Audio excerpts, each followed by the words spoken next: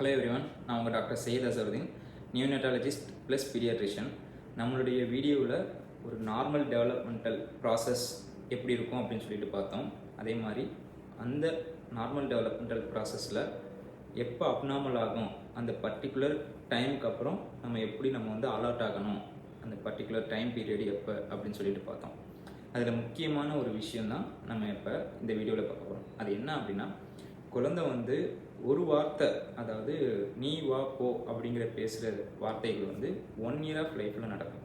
So அது வந்து 18 month வரைக்கும் அவங்க வந்து அந்த ஒன் வேர்டு போட்டு அந்த வார்த்தை பேசலை, அதுக்கு மேலேயும் அவங்க பேசலை, 19 month ஆகுது அப்படின்னா அது வந்து ஒரு ப்ராப்ளம். அந்த ப்ராப்ளம் வந்து 2 விஷயத்தை வந்து அட்ரஸ் பண்ணணும். அது என்ன அப்படின்னா, குழந்தைக்கு வந்து ஹியரிங் ப்ராப்ளம் இருக்கலாம். அதனால தான் நீங்கள் சொல்லிக் கொடுக்குற வார்த்தையே வந்து அவங்களுக்கு வந்து ட்ரெயின் ஆகலை. அதனால தான் அந்த வார்த்தையை அவங்களால திருப்பி சொல்ல முடியலை. ஒரு ப்ராப்ளம். 2வது ப்ராப்ளம் என்னவாக இருக்கலாம் அப்படின்னு பார்த்தா, ஆட்டிசமாக இருக்கிறதுக்கு வாய்ப்புகள் அதிகமாக இருக்குது. ஸோ குழந்தைக்கு வந்து ஹியரிங் ப்ராப்ளம் இருக்குதுன்னு ரெண்டையுமே நீங்கள் வந்து கண்டிப்பாக வந்து செக் பண்ணணும்.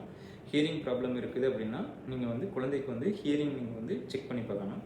ஸோ இப்போ வந்து ஆட்டிசத்தை பற்றி நான் வந்து சிம்பிளாக வந்து உங்களுக்கு புரிகிற மாதிரி சொல்லணும்னு நினைக்கிறேன்.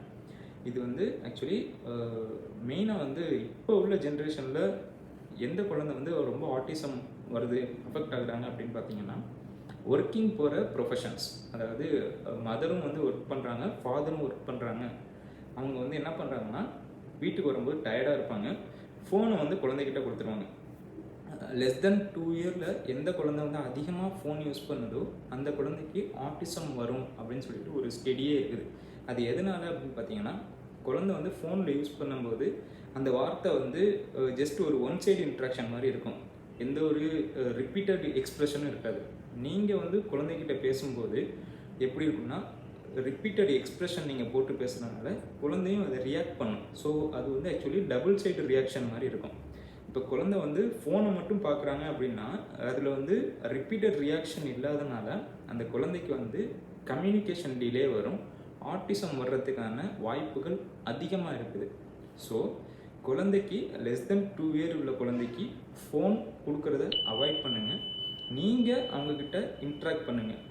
இன்ட்ராக்ட் பண்ணுறதுனா ஒன்றும் இல்லை, அம்மா அப்பா கதை சொல்லுங்கள், பேசுங்க. ஸோ நீங்கள் சொல்லிக் கொடுக்குற விஷயங்கள் தான் அவங்களுக்கு அது ரெஜிஸ்டர் ஆகி அதை ட்ரெயின் பண்ணி அவங்க திருப்பி பேசுவாங்க. ஸோ குழந்தைக்கு வந்து ஃபோன் கொடுக்குறத அவாய்ட் பண்ணுங்கள். குழந்தைக்கு நீங்கள் வந்து நார்மலாகவே அவங்களுக்கு டைம் ஸ்பெண்ட் பண்ணி இன்ட்ராக்ட் பண்ணுங்கள். ஆட்டிசம் வர்றதை நம்ம வந்து இது மூலியமாக தவிர்க்கலாம். ஸோ இந்த மாதிரி பயனுள்ள வீடியோக்களை தொடர்ந்து பாருங்கள்.